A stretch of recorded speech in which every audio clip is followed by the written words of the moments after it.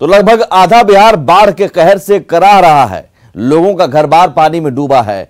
खाने के लिए लोग दाने दाने को मोहताज हो गए हैं, लेकिन नेताओं को सिर्फ राजनीति सूझ रही है।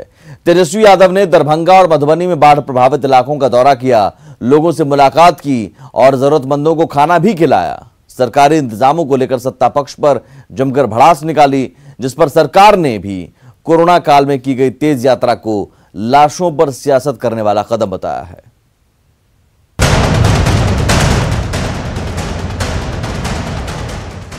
बिहार बाढ़ से बेहाल है। प्रदेश का बड़ा इलाका पानी में डूब चुका है। सड़कों पर पानी है, खेतों में पानी है, जहां देखो बस बाढ़ ही बाढ़। सरकार जरूरतमंदों तक राहत पहुंचाने के काम में जुटी है, तो नेता प्रतिपक्ष तेजस्वी यादव को भी बाढ़ पीड़ितों की याद आ गई और निकल पड़े दरभंगा और मधुबनी जिलों के दौरे पर।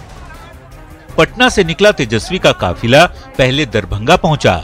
वहां जाते ही तेजस्वी ने बाढ़ प्रभावित इलाकों का दौरा किया, जरूरतमंदों को खाना खिलवाया और लगे हाथ सरकार पर भड़ास भी निकाली। सरकार की ये जिम्मेदारी थी। अब रास्ते में बेचारे भूखे पेट हैं ये लोग, सरकार को खाना खिलाना चाहिए था, राशन देना चाहिए था।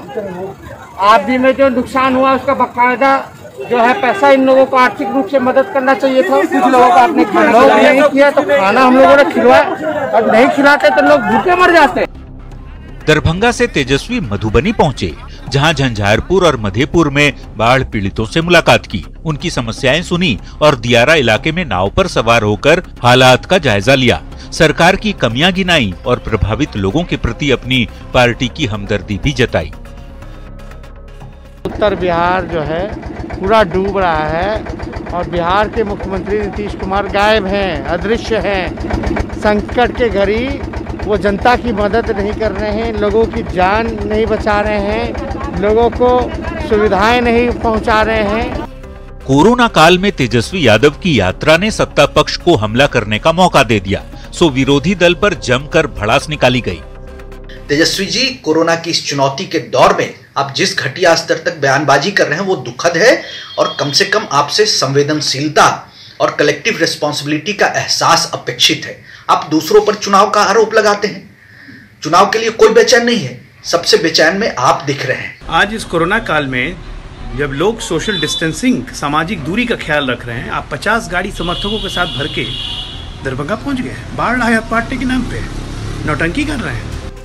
जनता कोरोना और बाढ़ की समस्या से बेदम हो रही है, लेकिन नेताओं के लिए आपदा की घड़ी भी सियासत भुनाने का जरिया बन चुकी है।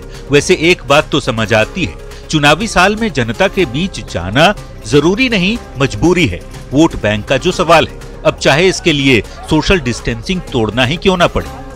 न्यूज़ 18 के लिए दरभंगा से विपिन और मधुबनी से अमित रंजन के साथ ब्यूरो रिपोर्ट।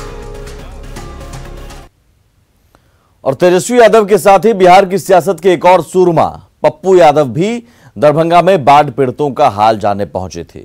गांव की सड़कों पर बुलेट चलाते हुए बिल्कुल दबंग अंदाज में, लेकिन बाढ़ पीड़ितों का दर्द बांटने के बहाने सियासत चमकाने के चक्कर में पप्पू यादव महामारी के संकट को भूल गए।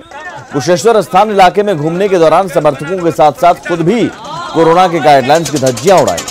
तस्वीरों में आप भी देख सकते हैं, ना तो पप्पू यादव और ना ही उनके आगे पीछे चल रहे किसी और व्यक्ति ने मास्क लगाया था और ना चेहरे को गमछे से ही ढका था। ऐसे में सोशल डिस्टेंसिंग की तो इनसे उम्मीद ही बेमानी है। शायद पप्पू यादव को मालूम नहीं कि सियासत के चक्कर में पप्पू यादव संक्रमण के कितने बड़े संकट को दावत देकर आ गए हैं।